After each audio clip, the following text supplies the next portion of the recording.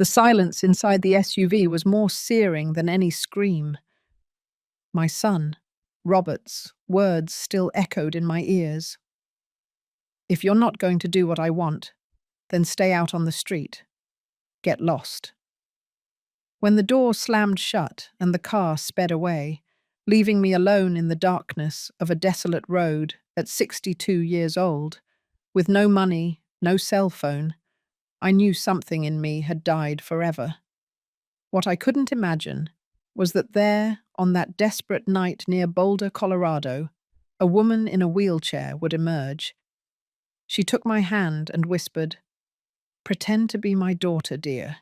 Your son and daughter-in-law are going to regret this bitterly." But before we continue, make sure you are already subscribed to the channel and write in the comments what part of the United States or Canada you are watching this video from. We love to know how far our stories travel. My name is Mary, and until that night I was proud of having raised a brilliant son. Robert was a successful lawyer, married to Christine, a beautiful and ambitious woman. I had given them everything I had, my house, my savings, my trust, all in the name of love. When I had the mild stroke 6 months ago, they took me in at their place, but every day was a new humiliation. I heard Christine complaining about the extra work, the cost of my medications, the space I was taking up in their luxurious condo in New York City. That afternoon, we had gone out for what Robert called a special drive. We drove for hours. I was confused but happy to be out of the house after weeks of confinement. When it started to rain, we got into an argument about the will, which Robert insisted I modify, leaving everything to him and nothing to my niece Jessica, who always took care of me. "Don't you understand, Mum? I'm the one taking care of you now," he shouted at me. When I refused, the car stopped abruptly on the shoulder of a side road, very much like those surrounding the Rocky Mountains. "Get out," Christine ordered from the passenger seat, without even turning to look at me. "But it's raining, son. Where are we?" "Either you sign the documents or you get out right here. We're sick of your ingratitude," Robert replied with a coldness I had never seen in his eyes. When I tried to argue, he simply got out of the car, opened the back door, and yanked me by the arm. I fell into the mud, my legs too weak to support me. The rain mixed with my tears as I watched my own son and his wife abandon me, speeding away into the darkness without looking back. I stayed there, sitting in the mud, the icy drops running down my wrinkled face. The dark sky seemed to be collapsing over me. There was no house nearby, just a poorly lit road and the sound of the rain. The bag that was in the car contained my documents, medications, and the little money I still had. Everything was gone. I tried to get up, but my body was trembling from the cold and fear. My knees gave out, and I fell back to the ground. It was then that I heard the sound of wheels on the wet pavement. I thought it was Robert coming back apologetically, but when I turned, I saw a different silhouette emerging from the fog. It was an older lady in an electric wheelchair, protected by a transparent raincoat. Behind her, a tall man held a huge umbrella.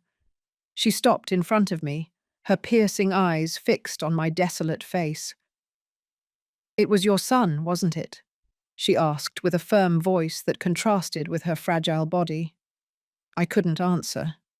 I just nodded my head as the tears continued to fall. "Come with me," she told me. "Pretend you are my daughter. Your son and daughter-in-law are going to regret bitterly what they did today." "Who are you? How do you know?" I stammered, confused and scared. She smiled, a smile that combined wisdom and determination. "My name is Eleanor Riley, and I recognize abandonment when I see it. Come on, before you catch pneumonia."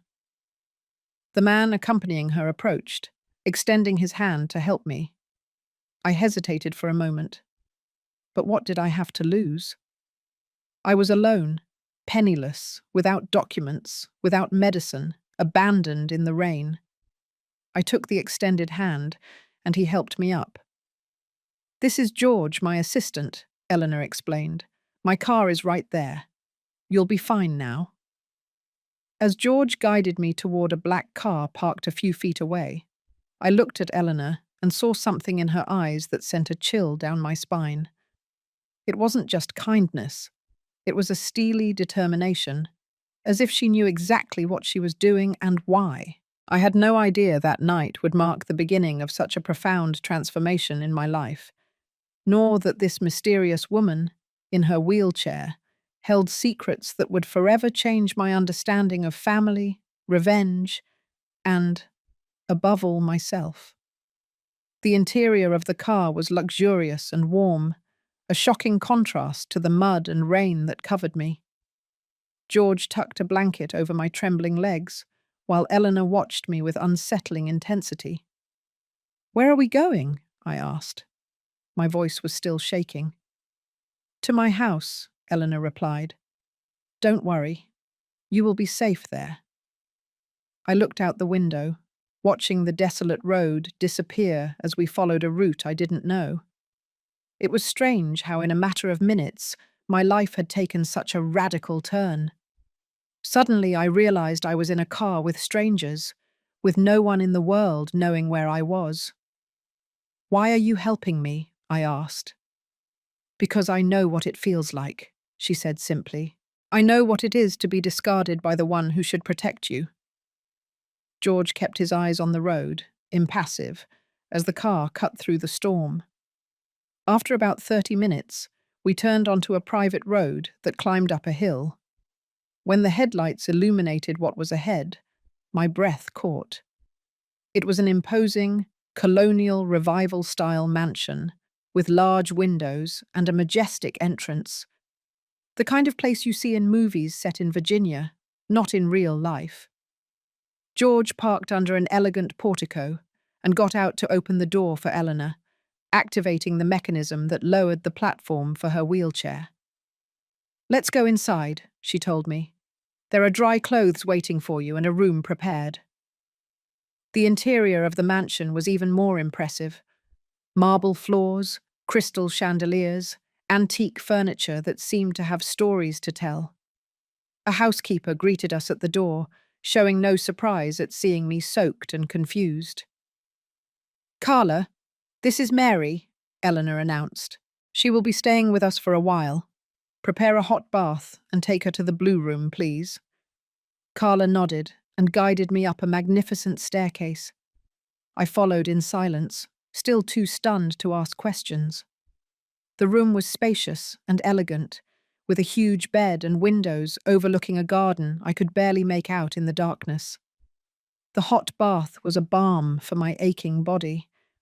I found silk pajamas on the bed and soft robes in the closet. Everything there seemed to have been prepared for my arrival, as if it were expected. This feeling gave me the chills. When I went back downstairs, I found Eleanor in the living room next to the lit fireplace. Her wheelchair was positioned strategically in front of the flames, and she was watching the fire with a thoughtful expression. "Sit down, Mary," she told me, indicating an armchair beside her.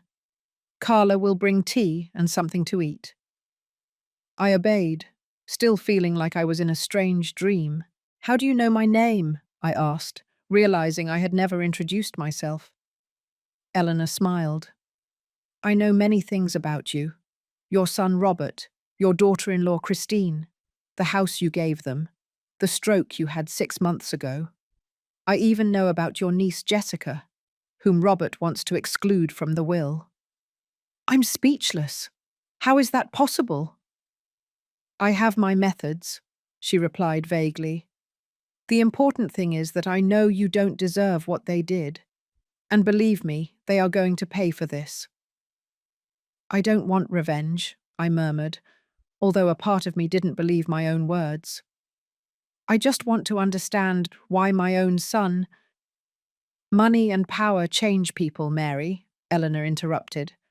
"But not always for the better.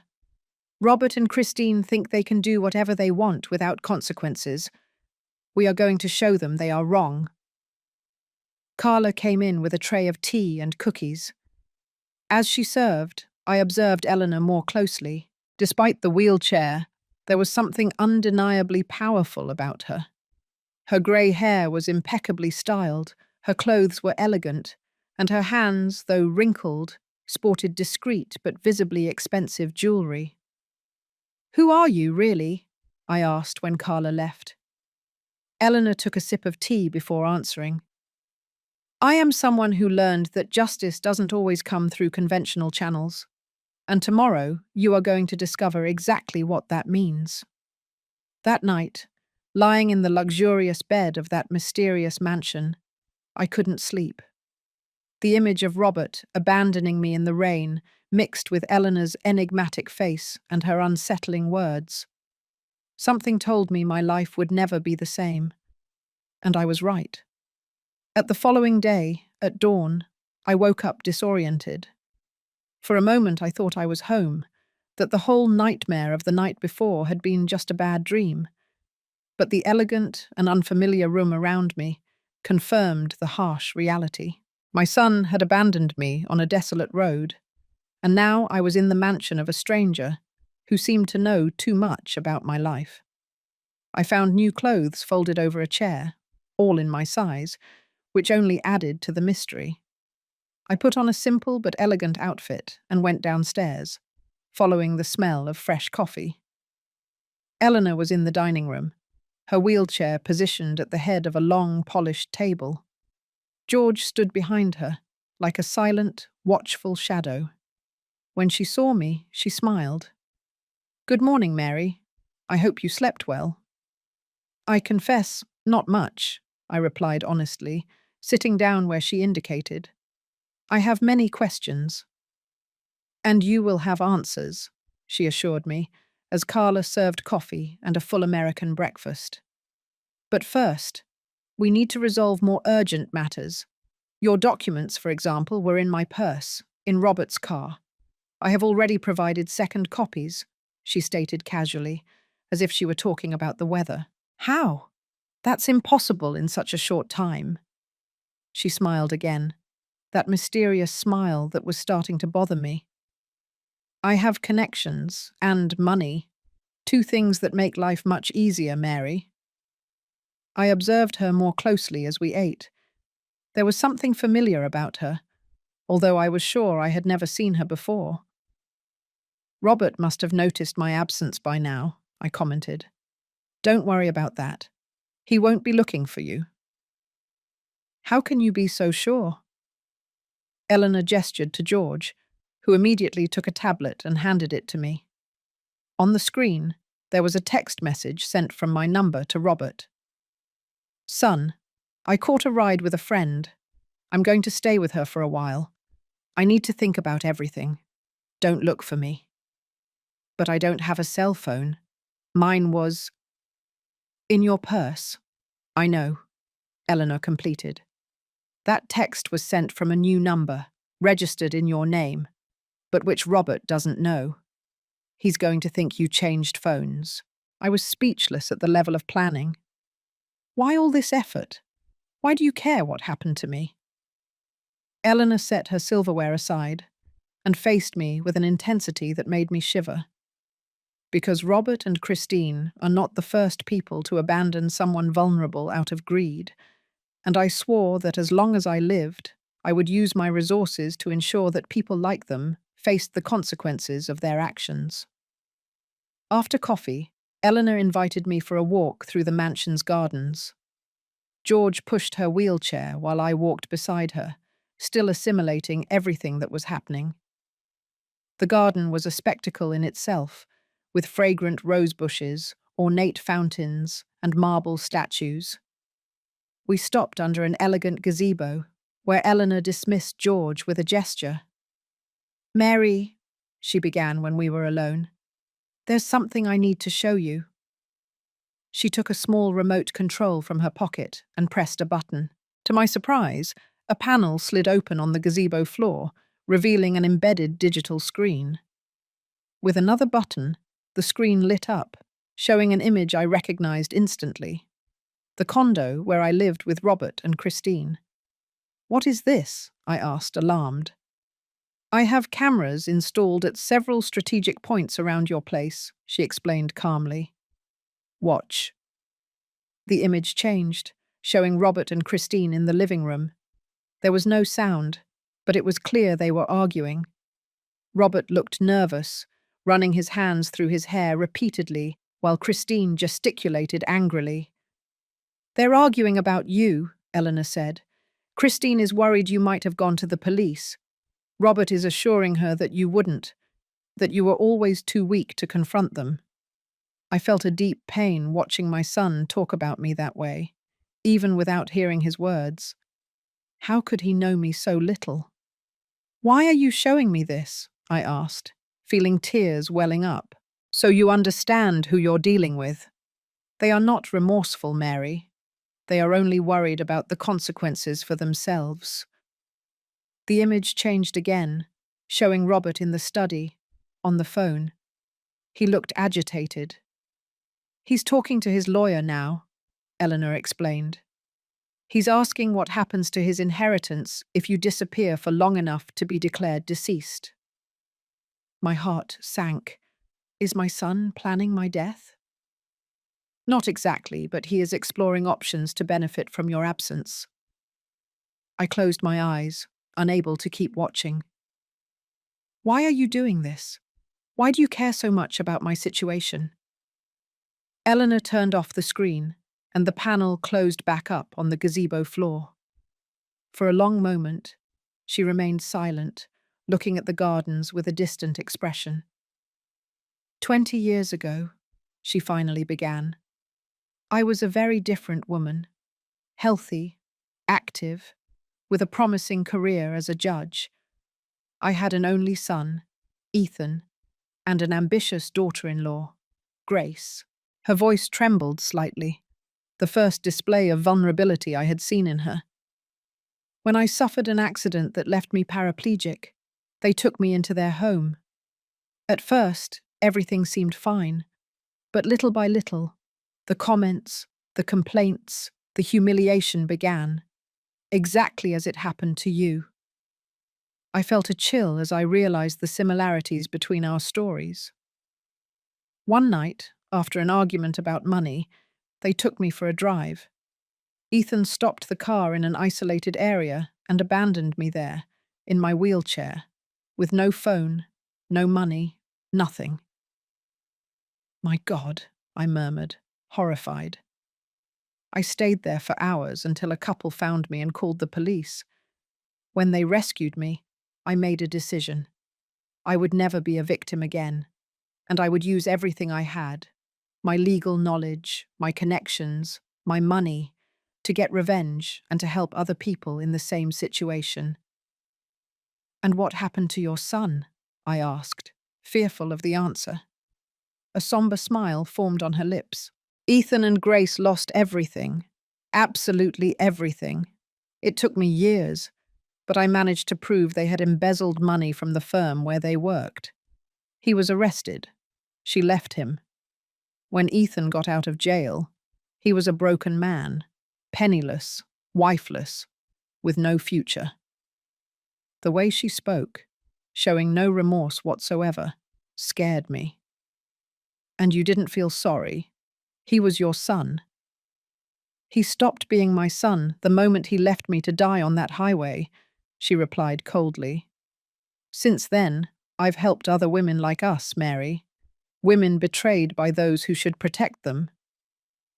"And what do you plan to do with Robert and Christine?" I asked, my heart pounding. "The same," she simply replied. "I'm going to ruin them completely unless you ask me to stop." I looked at her, confused. "Why would you give me that choice?" "Because revenge must be a conscious choice, Mary. I don't want you to blame me later when you realize the extent of what I'm going to do. You need to decide. Do you want your son and daughter-in-law to pay for what they did, or do you prefer to just move on?" I looked at the immaculate gardens around us, trying to process everything I had discovered. A part of me wanted to scream, "No, stop!" to protect Robert despite everything.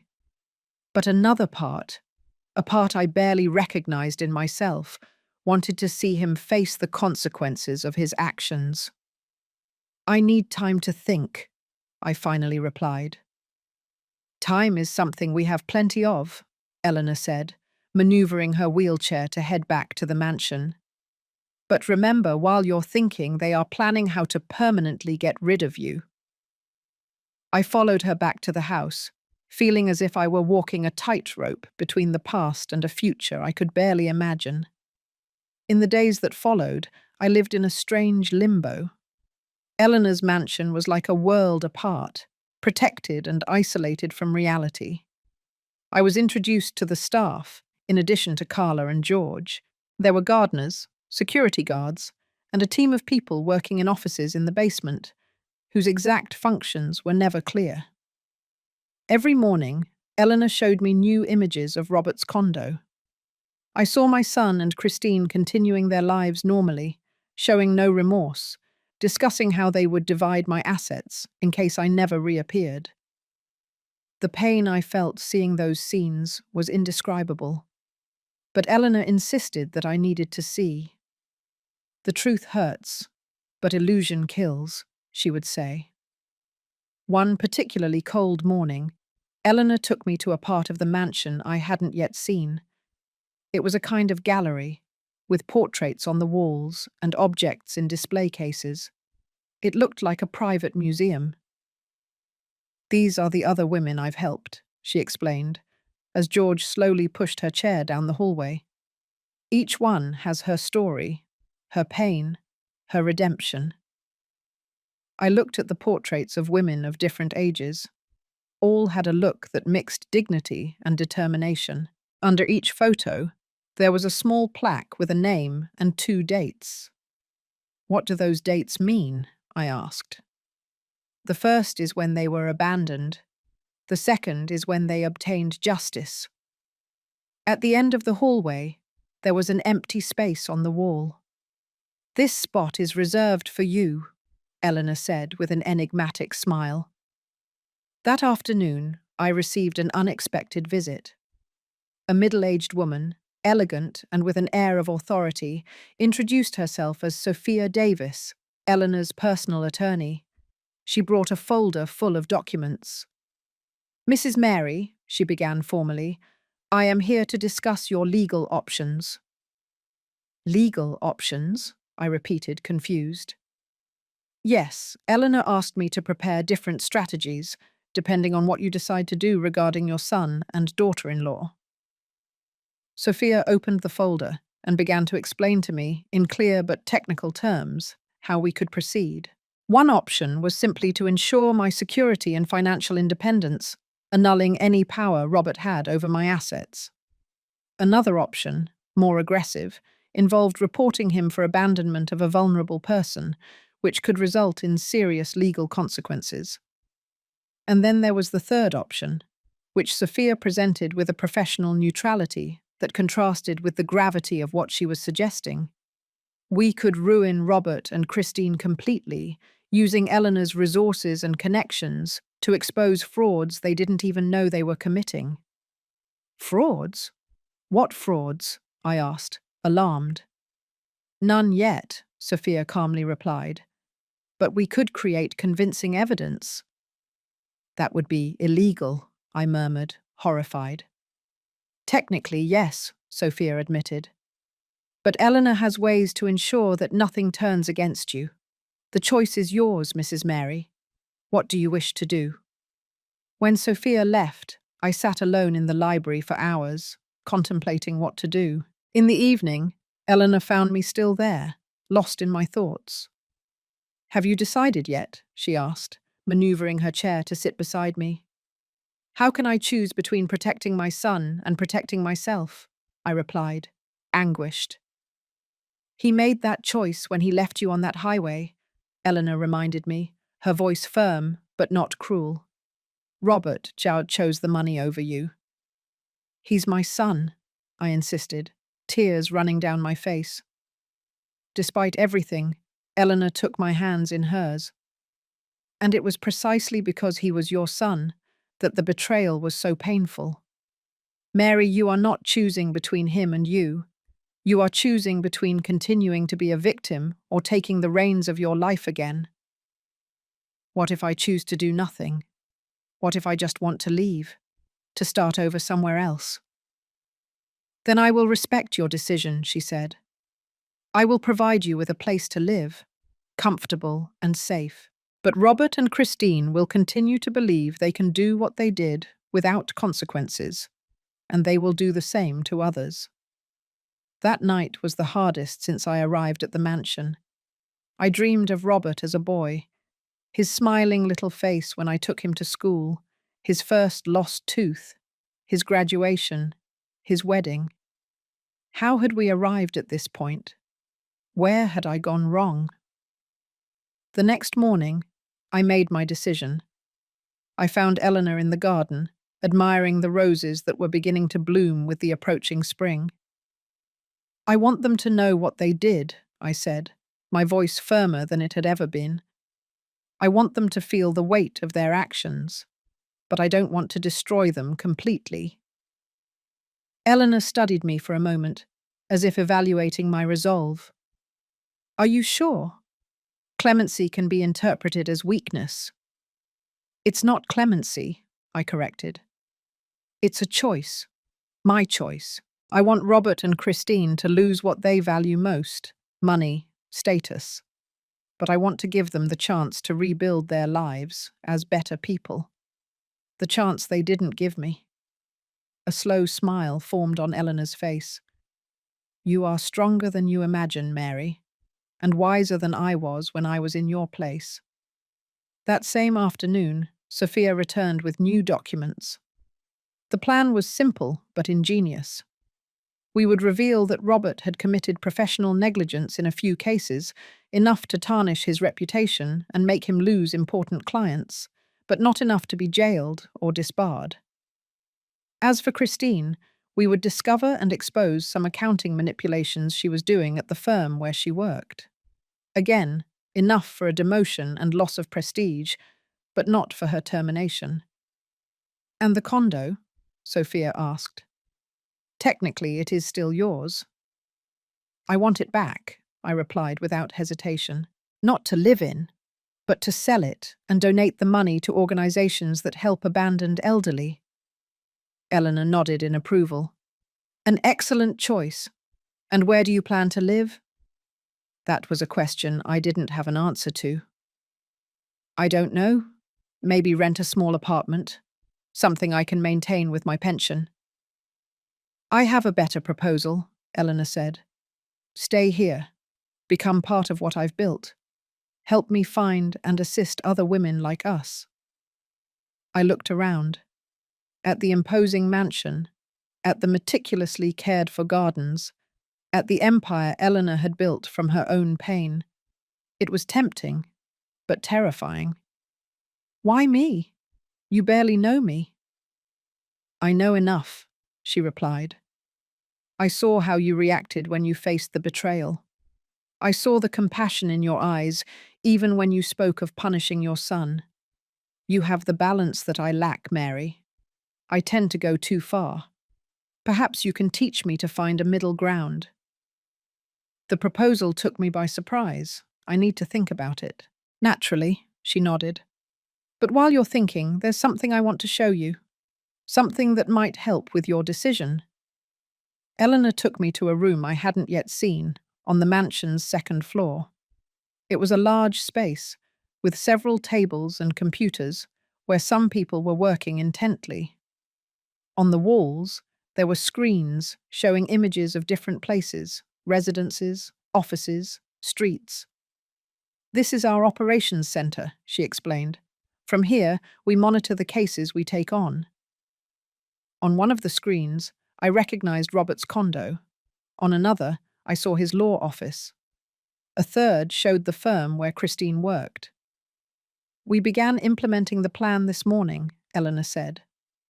The first step was to send an anonymous email to Christine's boss, suggesting he check certain discrepancies in the accounts she manages. I watched, fascinated and horrified at the same time, as Eleanor showed me how the plan would be executed in the coming days.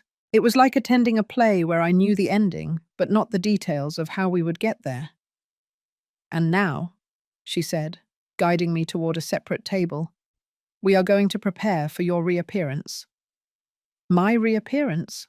Yes. When everything is in motion, you will return, not as the fragile, dependent mother they abandoned, but as an independent, self-assured woman. This is crucial for the final phase of the plan. What is it? The confrontation, Eleanor replied, her eyes gleaming. The moment you look them in the eyes, and they know they've lost. Eleanor's mansion became my home in the following months. I learned to navigate it as if I had always lived there, discovering its secrets and understanding its greater purpose. Every room, every object seemed to hold a story, stories of women like me who had been abandoned and then rescued. Sophia, the lawyer, became a constant presence. She briefed me on legal matters and helped me understand each stage of the plan that was being meticulously executed. The operations center was like an anthill, with people working day and night, monitoring Robert and Christine, collecting information, planting small seeds of chaos in their lives. The secret, Eleanor explained one afternoon, is never to make it look like there's a plan. Every setback must appear to be coincidence, bad luck, or the natural consequence of their own actions. And so it was. First, small setbacks began to affect Robert at work. An important email that never arrived. A client who inexplicably cancelled. A file that disappeared from the system. Nothing catastrophic, just enough to make him nervous, irritable.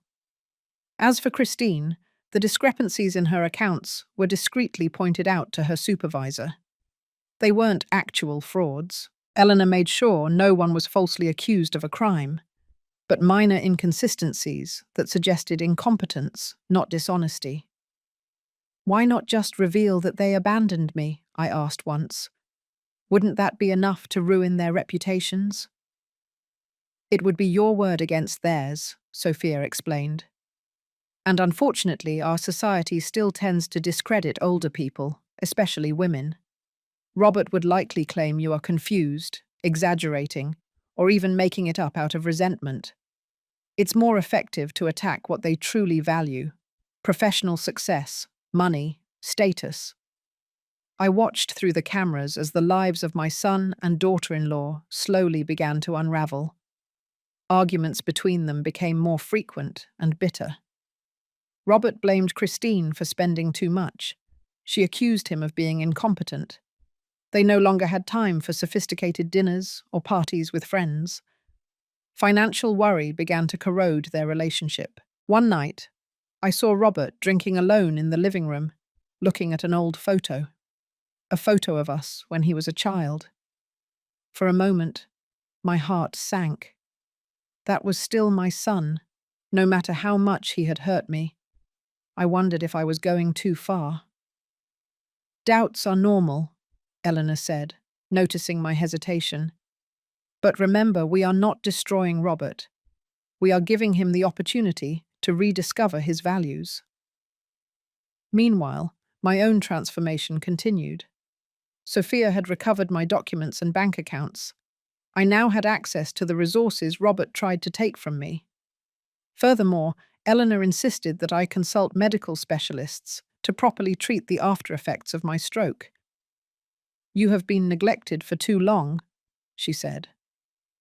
With the right treatment, physical therapy, and correct medication, my mobility and energy improved significantly.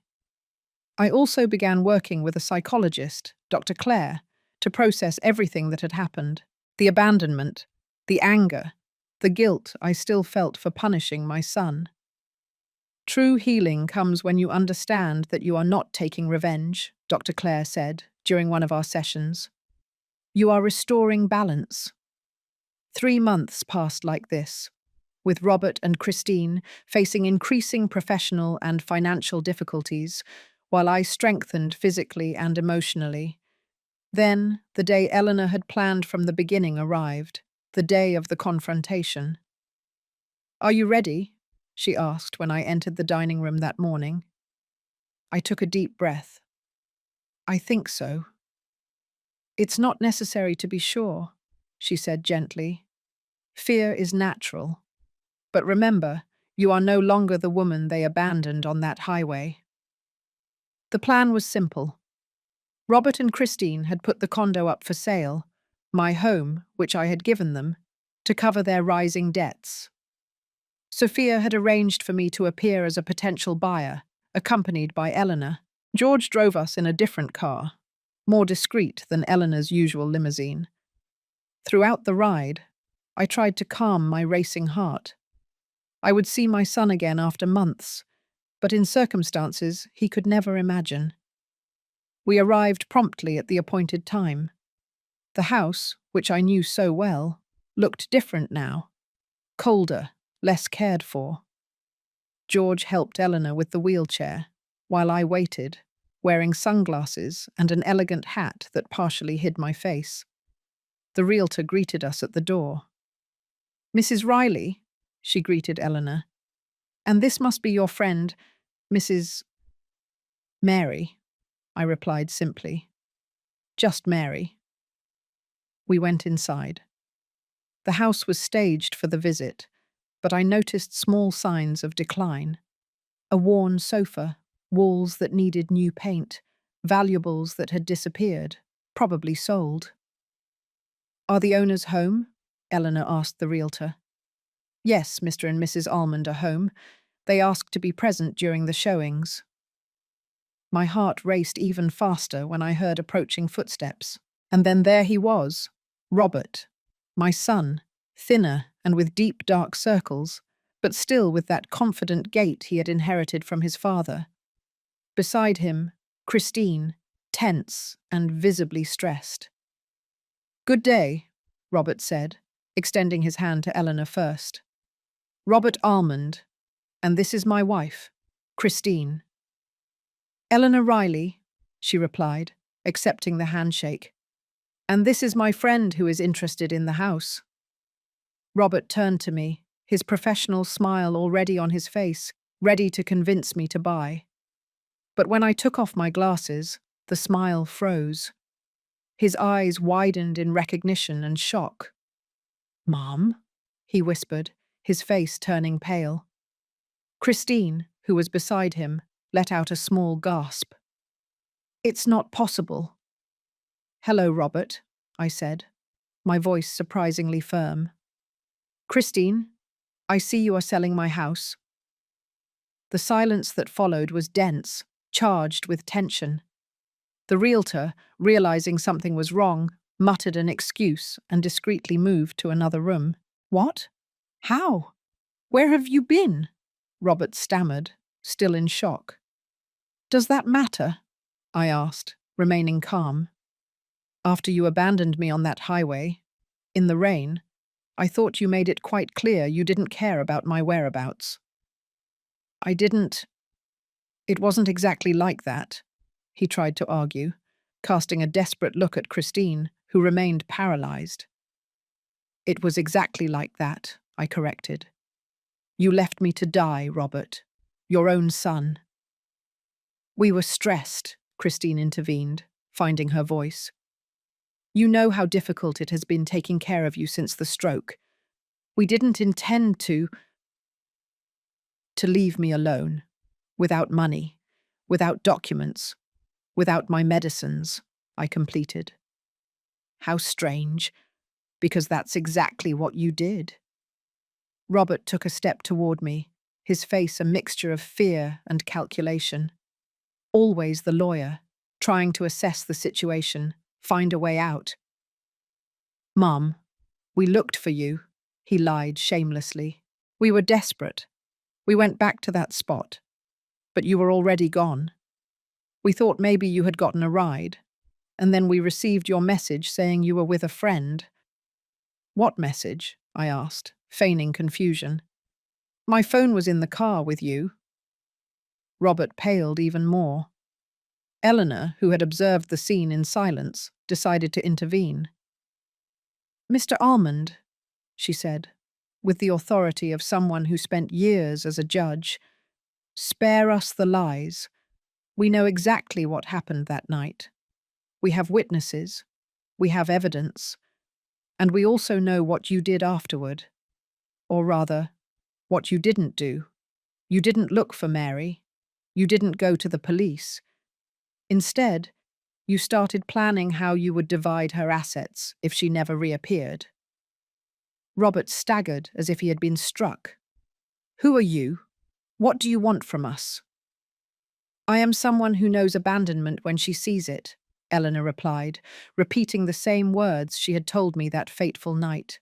"And what do I want? Justice." It was then that Sophia entered the room, carrying a folder.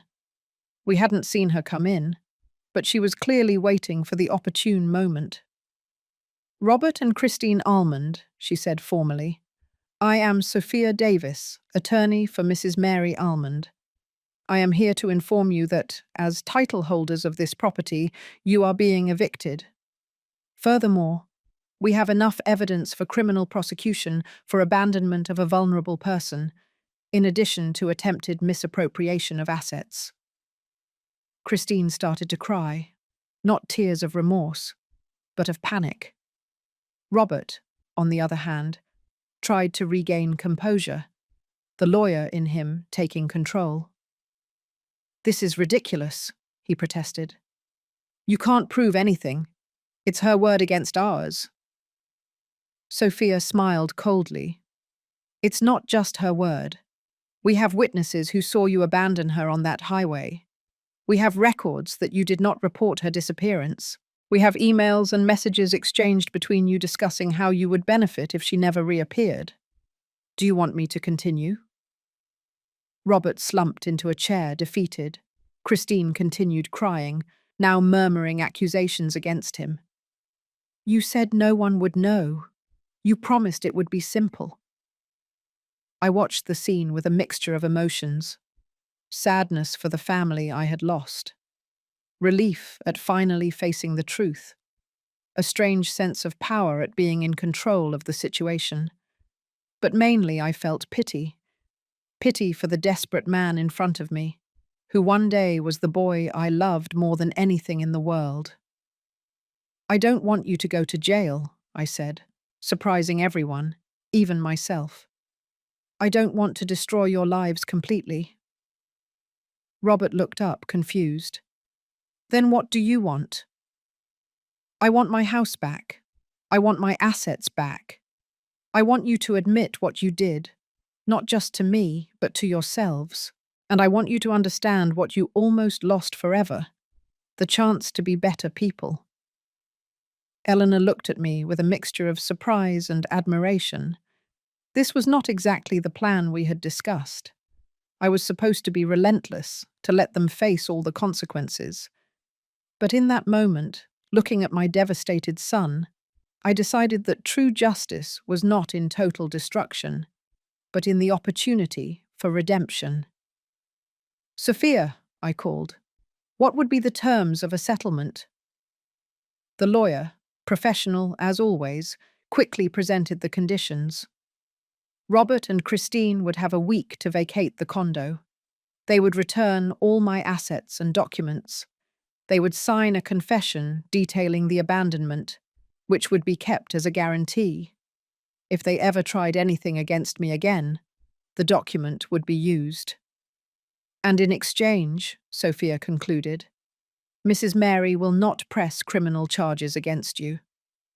There was more, of course, financial consequences, restrictions, but the essential thing was that they would have the opportunity to rebuild their lives, albeit from scratch and with the constant memory of what they had done. Robert and Christine, cornered and out of options, agreed to everything. While Sophia handled the details, Eleanor led me out of the house, into the garden where I had so often sat to read, watch birds, and dream of a future that I believed would always include my son by my side. "You forgave them," Eleanor said, not as a criticism, but with curiosity. Why? I looked up at the clear afternoon sky. Because the difference between them and us lies precisely in that, in the ability to show mercy when we have the power to destroy. Eleanor was silent for a moment, contemplating my words. Perhaps you are right, she finally said. When Ethan abandoned me, I didn't give him any chance. Maybe I should have done differently. For the first time since I met her, I saw genuine vulnerability in Eleanor's eyes. It's never too late, I said gently, if you want to look for him. He died 2 years ago, she interrupted, her voice low. Alone, in a public hospital. I only found out after the funeral. I placed my hand over hers. I'm sorry. Me too, she replied. And I realized she was referring not only to her son's death, but to everything that had happened between them, to all the lost opportunities. When Sophia finished with Robert and Christine, we returned to the mansion in silence, each lost in our own thoughts. I had confronted my son and obtained justice, but not in the way I initially imagined. Instead of the bitter satisfaction of revenge, I felt something deeper and more lasting. Peace. And now? Eleanor asked when we arrived. Now, I replied. We start the next phase. The condo I recovered from Robert and Christine was no longer a home for me. It was full of memories, some good, others too painful. I decided to sell it, as originally planned, and use the money to create a foundation dedicated to helping elderly victims of family abandonment. The Aurora Foundation, Eleanor suggested, in honor of the dawn you saw when you left the darkness of abandonment behind. She loved the idea. It will be a more public arm of what we do here, she said, a perfect complement. In the months that followed, I fully immersed myself in the Foundation's work, with the invaluable help of Sophia and Eleanor's team. I discovered skills I didn't know I possessed. For organization, for public speaking, for connecting with other people who had gone through similar experiences. The Aurora Foundation grew quickly, attracting donations and volunteers. We created programs for psychological support, legal assistance, and social reintegration. Each new face that came to us reminded me of where I myself had been just a year before. Lost, desperate, not believing there could be a new beginning. As for Robert and Christine, we kept our distance. But we didn't lose sight of them. Through Eleanor's discreet surveillance networks, I learned that they had moved to a smaller city, where Robert worked at a modest law office, and Christine taught accounting classes. They lived simply, struggling to rebuild their lives. I felt no joy in their difficulties, only the hope that they were learning something valuable. One afternoon, about a year after the confrontation, I received a letter. The envelope was simple, the address handwritten, Robert's handwriting, which I would recognize anywhere. I hesitated before opening it, fearing what it might contain. Eleanor, who was with me in the living room, noticed my apprehension. "Do you want me to leave?" she offered. "No," I replied. "I'd rather not be alone for this." I opened the envelope with trembling fingers and began to read. "Mum, I don't know if you will read this letter, and I wouldn't blame you if you decided to throw it away unopened. I don't deserve your forgiveness or your attention. But I need to say a few things, even if it's just for the paper. What I did to you was unforgivable. There is no justification, although I spent months trying to invent one to feel better. The truth is, I was consumed by greed, by selfishness, and I betrayed the purest and most unconditional love I have ever received in my life, yours. Since that day at the house, Christine and I have lived with the weight of what we did. Our marriage ended 3 months ago, not because of the money or status we lost, but because we finally saw each other for who we really are. I am trying to be a better person. I work as a pro bono lawyer 3 days a week, helping people who can't afford legal representation. It's not much, and it certainly doesn't erase what I did, but it's a start.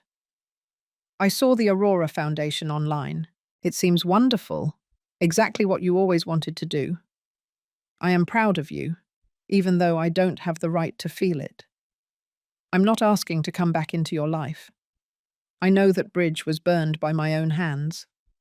I just wanted you to know that your words that day, about giving me the chance to be a better person, meant something. I'm trying to honor that chance. With love, even if I don't deserve to use that word, Robert. When I finished reading, tears were streaming freely down my face. Eleanor reached out and took my hand in a silent gesture of support.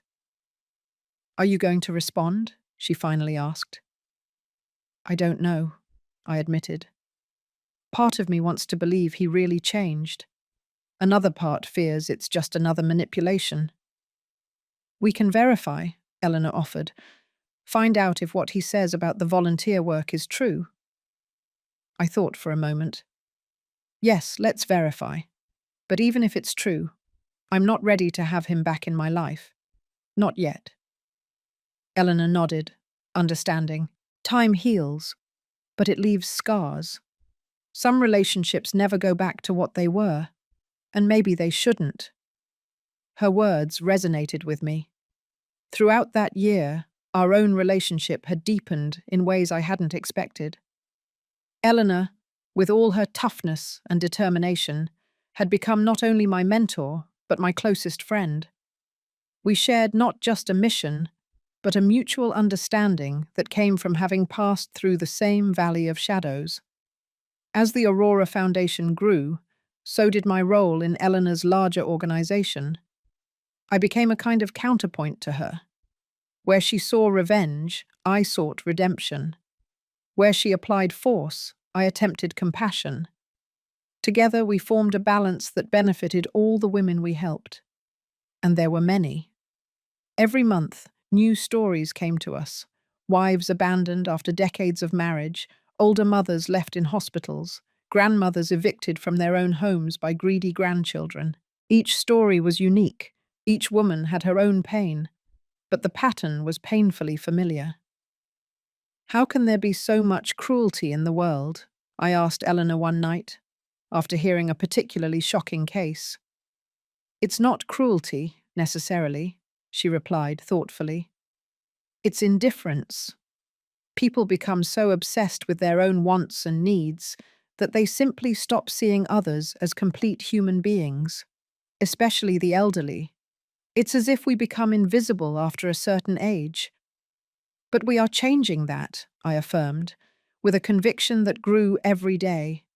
One woman at a time.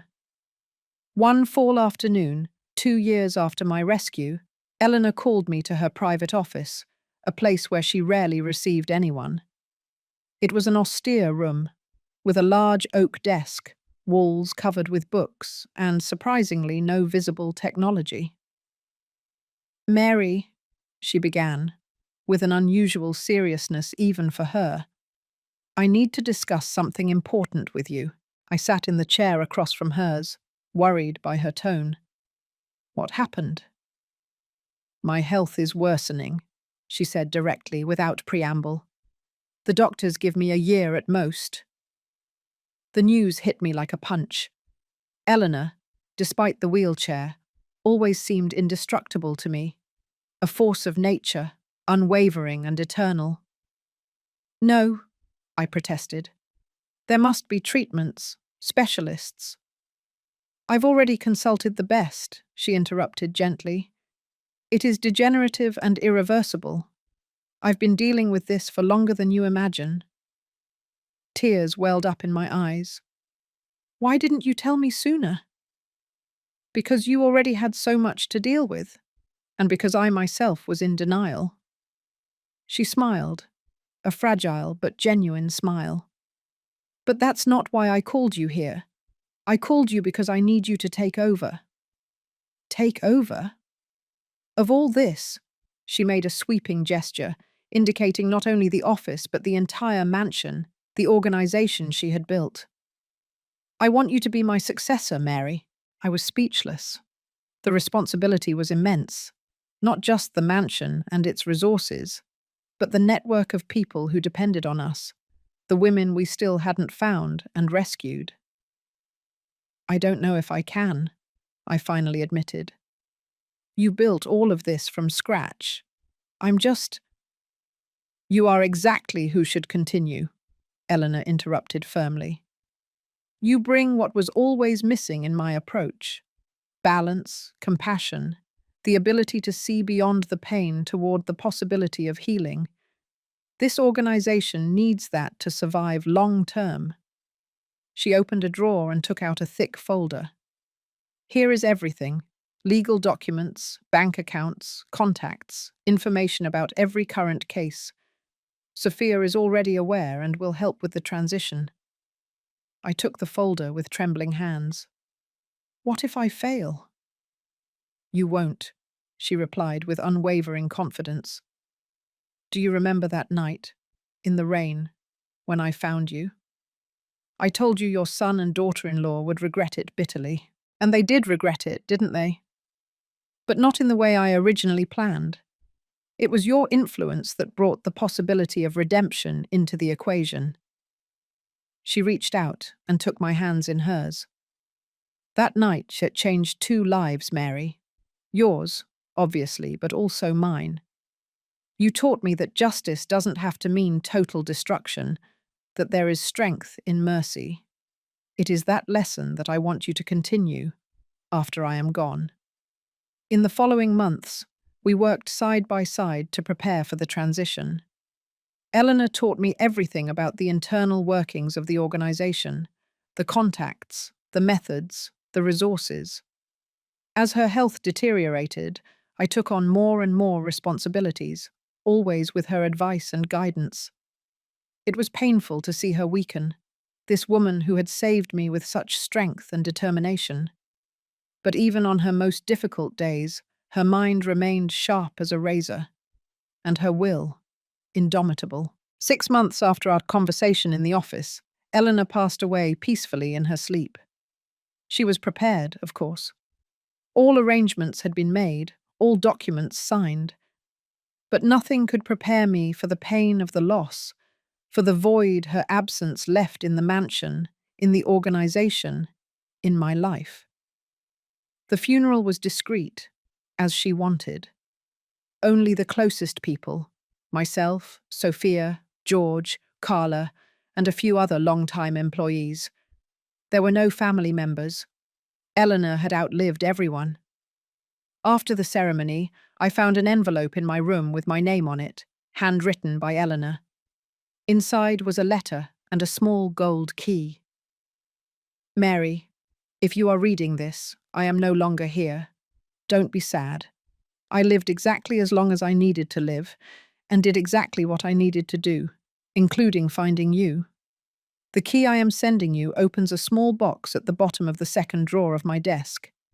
Inside, you will find something I always wanted to give you, but never found the right moment. Remember, what I built was not just an organization of revenge, but a sanctuary for women the world tried to erase. Continue that work, but do it your way. The compassion you bring is what was missing in my approach. And finally, a piece of advice. Never forget that night in the rain, the woman you were and the woman you became. There is power in that transformation, a power that will continue long after we are all gone. With love, Eleanor. With tears in my eyes, I went to her office and opened the indicated drawer. There I found a small carved wooden box. The key fit perfectly, and when I turned it, the lid opened with a soft click. Inside was an old black and white photograph of 2 young women smiling at the camera. I turned it over and read the inscription on the back. Eleanor and Elizabeth, 1965. Next to the photo, there was a silver brooch in the shape of an aurora, sun rays being born on the horizon. I immediately recognized the face of the other woman in the photo. It was my mother, Elizabeth, who had passed away more than 10 years ago. Eleanor had known her. They had been friends. Suddenly, everything made sense. Eleanor had not found me by chance that night. She had looked for me, perhaps watched me for some time, waiting for the right moment, or the most desperate moment, to intervene. I placed the brooch over my heart, feeling a connection that transcended time, uniting 3 generations of women, my mother, Eleanor, and myself. Each of us had faced abandonment in our own way, and now it was my turn to transform that pain into purpose, that loss into a legacy. That night, alone in the office that was now mine, I made a promise. To Eleanor, to my mother, to all the women who were still out there, waiting to be found. I would continue. 5 years have passed since Eleanor's death. The mansion remains as it was, imposing and welcoming at the same time, but its purpose has expanded in ways that perhaps even she could not foresee. The Aurora Foundation became a nationally recognized organization, with branches in 3 states. We no longer work in the shadows. Although certain operations still require discretion, most of our work now happens in the light of day, with the support of authorities, other organizations, and even politicians who share our mission. I transformed part of the mansion into a permanent refuge for older women who have nowhere to go. The rooms that were once empty are now full of life, of stories, of women who found not only shelter, but a new family. Carla, now in her 70s, is practically the grandmother of everyone. George is still with us, although his responsibilities have changed. Instead of just a chauffeur and bodyguard, he now coordinates our security team, training young people to help in the rescue and protection of our protégés. Sophia became my closest partner in the Foundation's administration. Her legal expertise remains invaluable, especially now that our work is more public. Together, we managed to pass state laws that increase protection for the elderly and criminalize abandonment more severely. As for Robert, we maintained minimal contact throughout the years. We verified that he really was working as a volunteer lawyer, helping people without resources. Eventually, I responded to his letter, a brief but honest reply, saying that although I couldn't forget what had happened, I recognized his efforts to change. We established a cautious truce, with rare phone calls on special dates and occasional email updates. He never remarried after Christine. He is fully dedicated to social work and, as far as I know, lives a modest but dignified life. In the few times we have met, there is always a palpable awkwardness between us.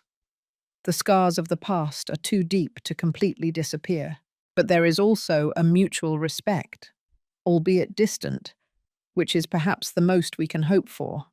On a spring morning, 5 years after Eleanor's passing, I received an unexpected visit. A young woman, no more than 30 years old, appeared at the mansion gates asking to speak with me. "My name is Diane Riley," she introduced herself when I received her in the library.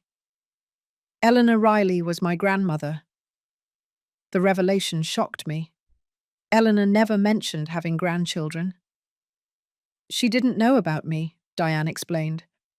"My father was Ethan, her son. He never told her about my existence, and I only found out about her after he died." Diane had the same piercing eyes as Eleanor, the same determined posture. She told me how she found diaries and documents among her father's belongings after his death, revealing the complex history between him and Eleanor, culminating in the abandonment that changed her life forever. "I spent years trying to put the pieces together," she said. "I found out about the Aurora Foundation through a news report. When I saw your photo and read about the work you do, I knew I had found my grandmother's legacy." I offered Diane a cup of tea, the same tea that Eleanor adored, as I absorbed the revelation. Your father never talked about Eleanor, only at the end of his life, when he was very sick. He spoke of a strong woman who had built an empire from nothing, and how he had made the biggest mistake of his life by abandoning her.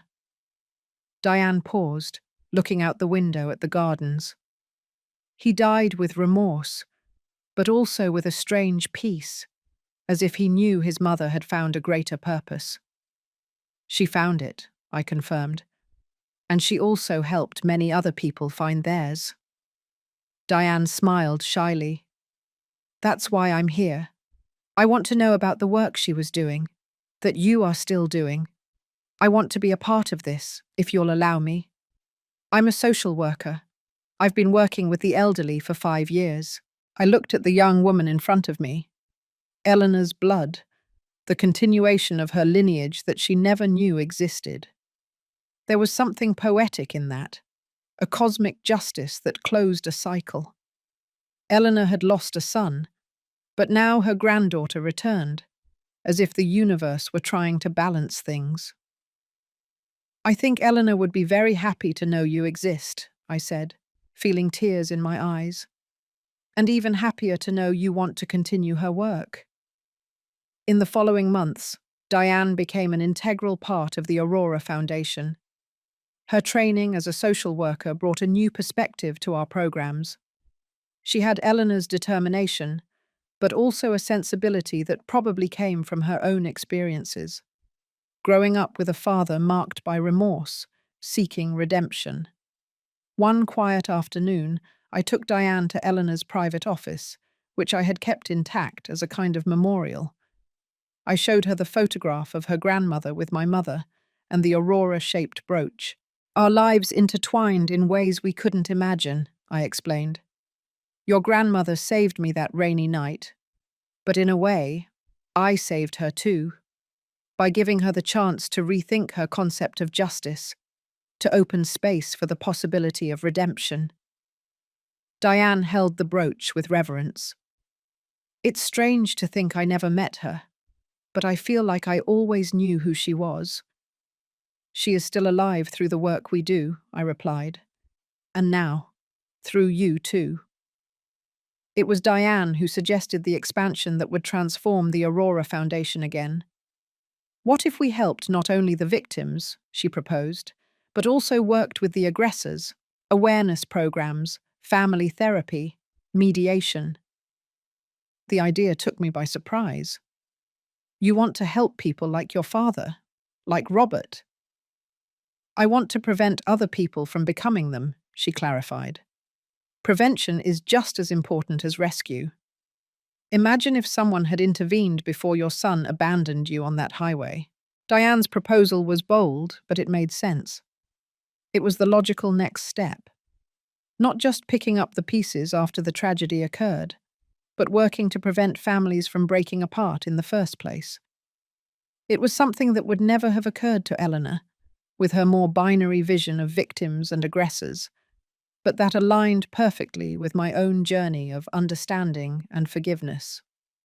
We created the Recommencement Initiative, an arm of the Aurora Foundation focused on families in crisis, offering counseling, mediation, and support before abandonment occurred. We invited psychologists, social workers, and specialists in family law. And in a move that surprised everyone, I invited Robert to participate as a consultant. Why? Diane asked when I told her my plan. After everything he did? Precisely because of that, I replied.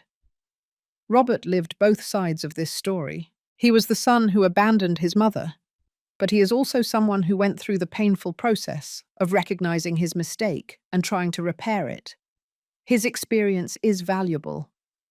The first meeting between Robert and me at the Foundation's facilities was tense and emotionally charged. He looked older than his 50s, with completely grey hair and deep worry lines on his face. When I introduced him to Diane and explained who she was, I saw something in his eyes.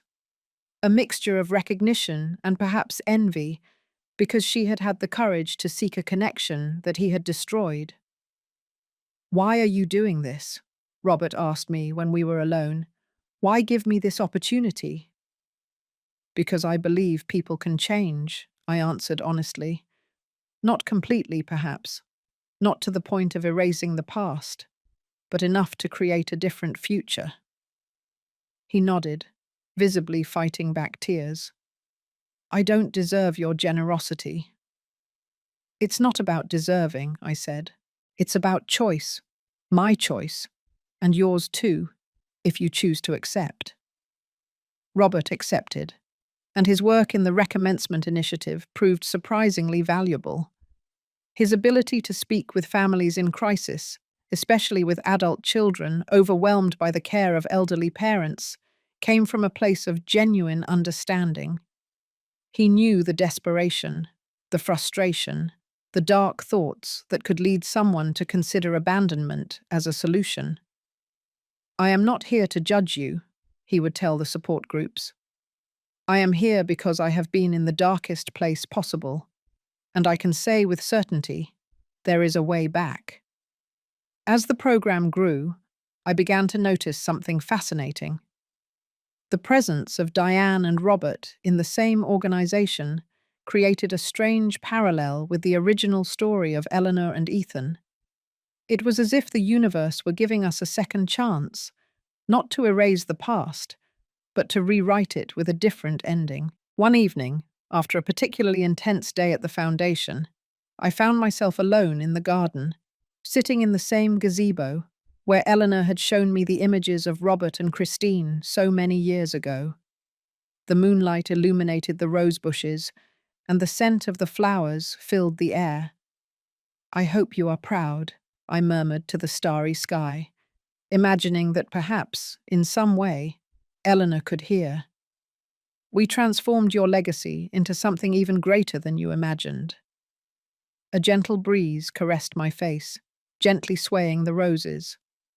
For a moment, I had the distinct sensation of not being alone, as if a familiar and affectionate presence was by my side, nodding in silent approval. I remembered the night it all began, the relentless rain, the cruel abandonment, the mysterious figure emerging from the darkness in her wheelchair. "Pretend to be my daughter.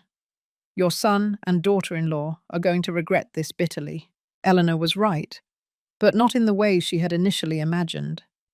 The regret came, but also the possibility of redemption, for Robert, for Diane, for myself, and perhaps, in some way, even for Eleanor, through the work we continued. At 67 years old, I was no longer the fragile, frightened woman who had been left on that highway. I found an inner strength I didn't even know I possessed, an ability to transform pain into purpose, abandonment into connection. And most importantly, I discovered that it is never too late to start over, even after the worst betrayal, even on the darkest nights. When I went back inside the mansion, the lights of the main foyer illuminated the portraits on the wall, no longer just the women Eleanor had helped, but also those we had taken in since then. Dozens of faces, dozens of stories, dozens of rebirths. Among them was a special portrait, Eleanor in her wheelchair, with her determined and slightly austere gaze.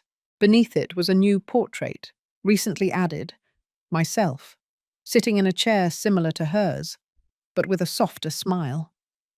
Diane had insisted on adding my photo to the gallery. "You are part of this story too," she argued. "Perhaps the most important part." I touched the Aurora-shaped brooch I always wore, the same one I found in Eleanor's box. It symbolized everything we had built together, the promise of a new dawn after the darkest of nights. The front doorbell rang, pulling me from my thoughts.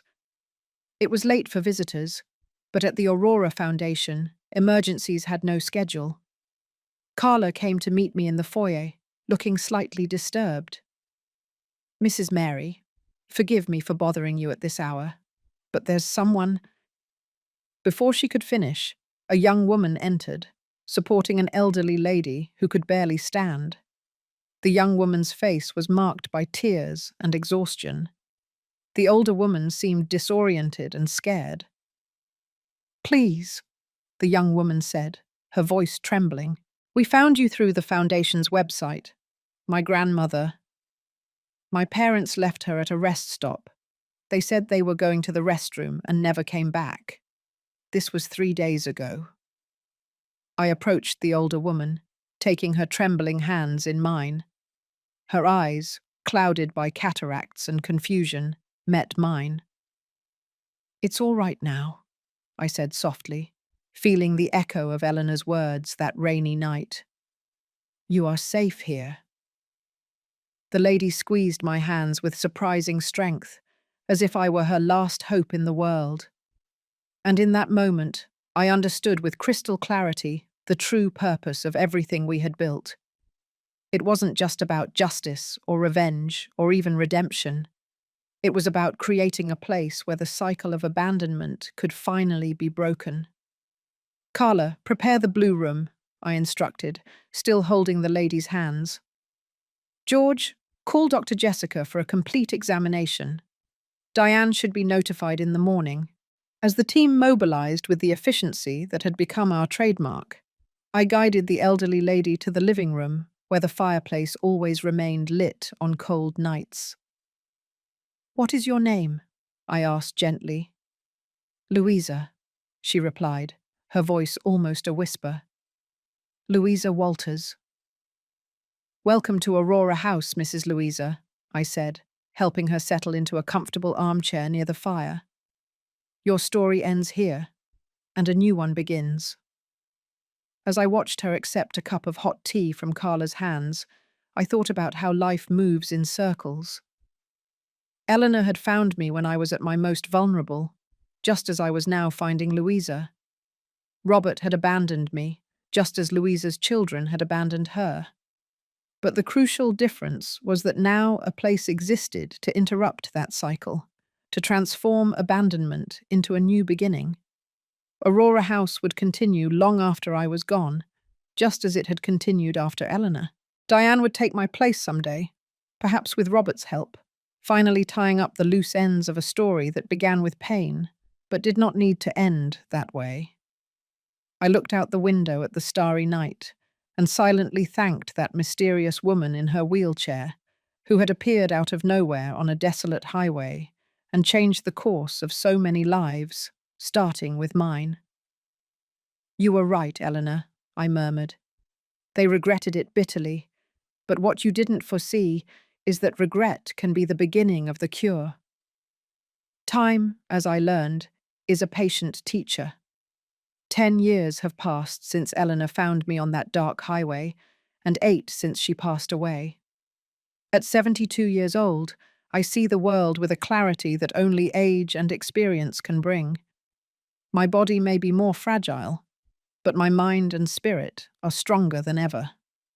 The Aurora Foundation flourished beyond the most optimistic expectations. We now have 12 shelter homes across the country, each following the model that started in this mansion. Diane took over as executive director 3 years ago, allowing me to gradually step away from daily operations. Her marriage to a dedicated doctor brought the first child to the mansion in decades, little Eleanor, a girl with bright eyes and an indomitable spirit, just like her great-grandmother.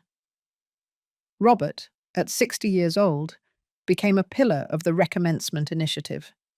His transformation was complete, from an ungrateful son to a tireless advocate for the rights of the elderly.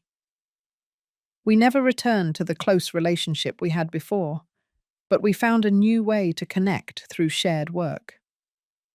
On an autumn afternoon, while watching the golden leaves fall in the garden, Sophia came to meet me with a grave expression. "Mary," she began, "I have news about Christine." The name still evoked a pang of discomfort, even after so many years. After her divorce from Robert, Christine had disappeared from our lives. As far as we knew, she had moved to another state and completely started over. "What happened?" I asked, noticing the seriousness on Sophia's face. "She is in the municipal hospital, terminal stage cancer, without family, without friends, without resources." The irony of the situation was not lost on me. How much time does she have left? Weeks, perhaps less, Sophia replied. She specifically asked to speak with you. It was a surprise to the hospital's social worker, who contacted us when Christine mentioned your name. I remained silent for a long moment, contemplating the strange twist of fate. The woman who had conspired to abandon me was now, herself, abandoned in her final moments. "Are you going to see her?" Sophia asked. "Yes," I replied without hesitation. "Schedule it for tomorrow, please." When I told Diane about the planned visit, she was visibly disturbed. After everything she did, why go to the trouble? "Because some lessons can only be learned when we look into the eyes of our past," I replied. "And because no one deserves to die alone, not even Christine." The next day, George drove me to the hospital. Christine's room was small and impersonal, with only the basic medical equipment and a window overlooking a brick wall. When I entered, I barely recognized her. The beautiful and arrogant woman I knew had been reduced to a fragile, yellowish figure in the bed. Her eyes, however, still held a spark of recognition when she saw me. She tried to sit up, but weakness prevented her. "Mary," she whispered, her voice hoarse. "You came."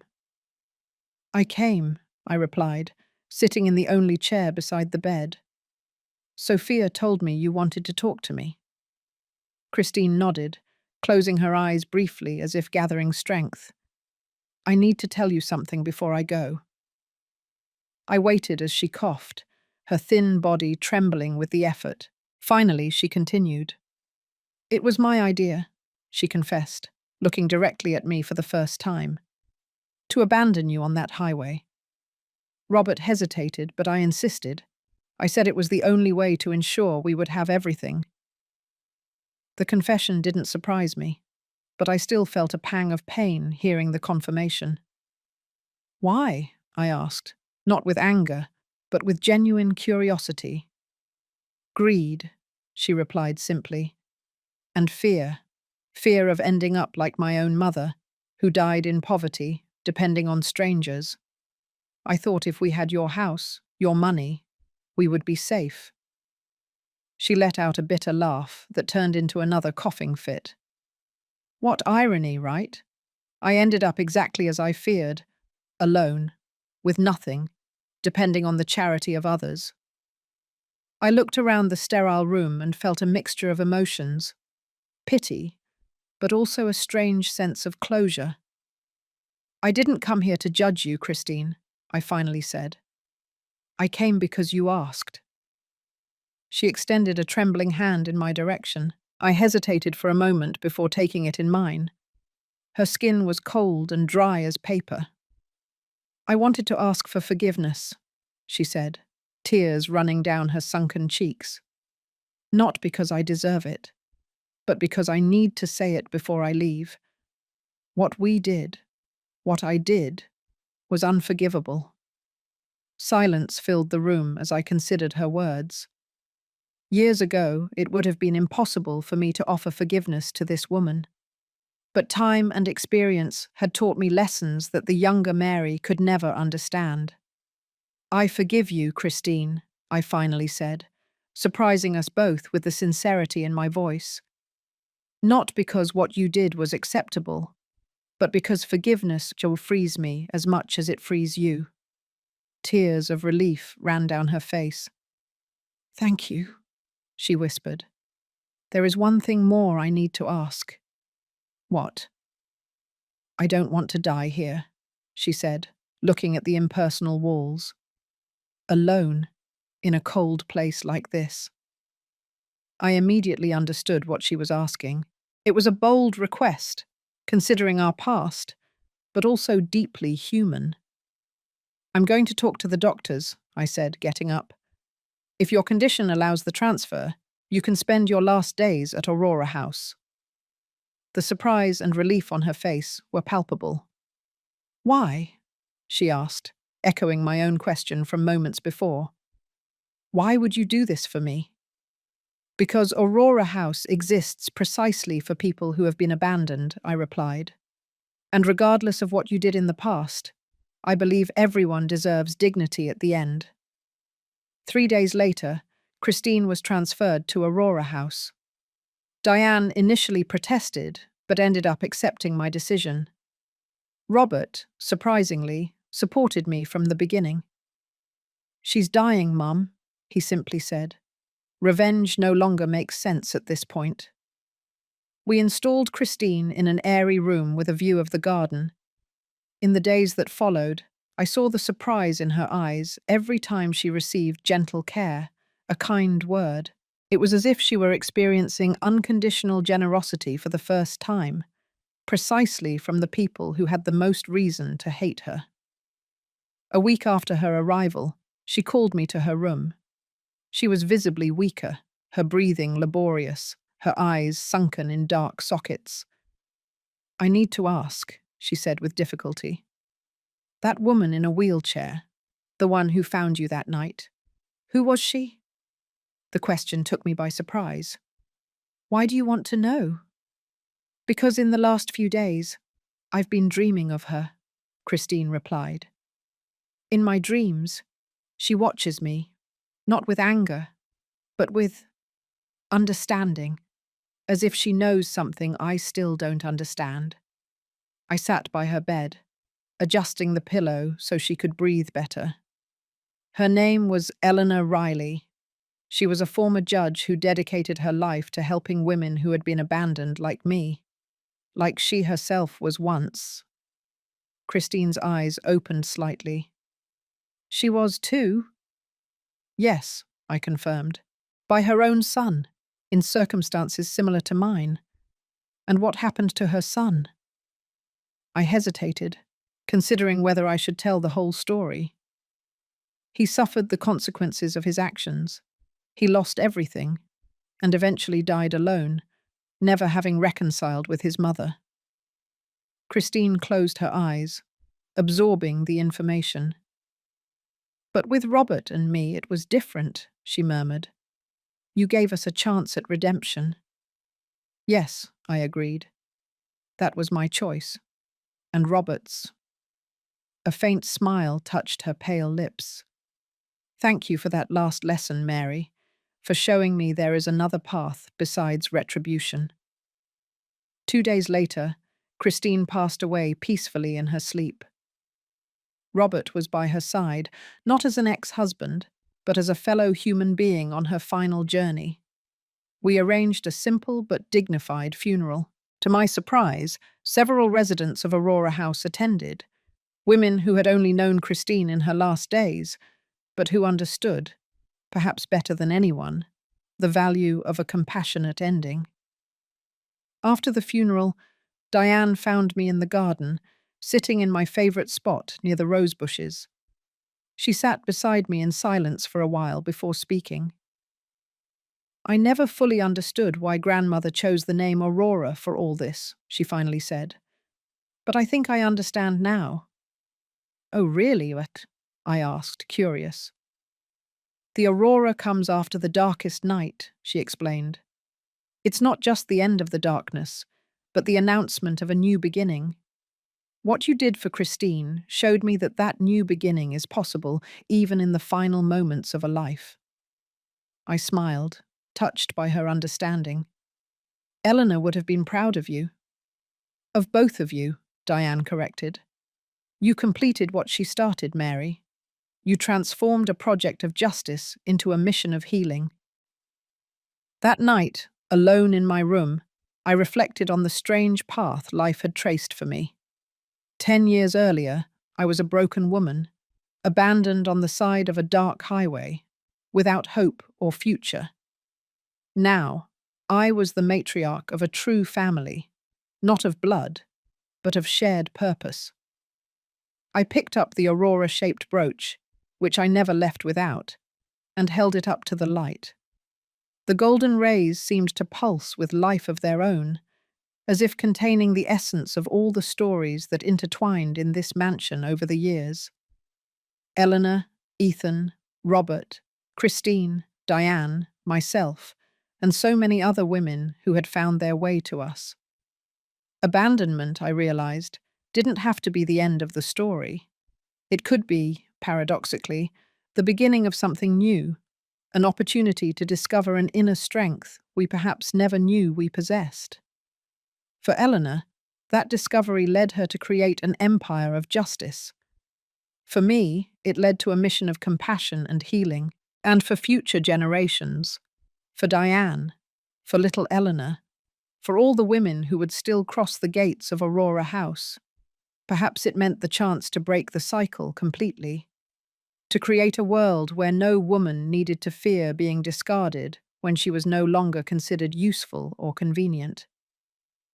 As sleep enveloped me, I had a clear vision of Eleanor, not in her wheelchair, but standing, strong and proud as she must have been before the accident. Beside her was my mother, Elizabeth, both smiling with approval, and between them a figure I recognized as Ethan, Eleanor's lost son, finally reconciled with his mother in the peace that transcends this life. "You did well," they seemed to say. "You completed the circle." I woke up with the first ray of sun coming through the window. A new day, a new beginning. The aurora had arrived again, as it always did, dissipating the shadows of the night, and I was ready to receive it, grateful for the winding road that brought me here, even with all its pains and challenges. Because in the end, I understood the deepest lesson Eleanor had taught me that rainy night. Sometimes, it is precisely in the moment we are abandoned that we discover who we really are and what we are capable of. And that discovery can change not only our own life, but the lives of entire generations. Now, if you liked this story, click subscribe and tell me in the comments what part left your jaw dropping. Oh, and don't forget to become a member to get access to exclusive videos that I don't publish here. I'll wait for you there.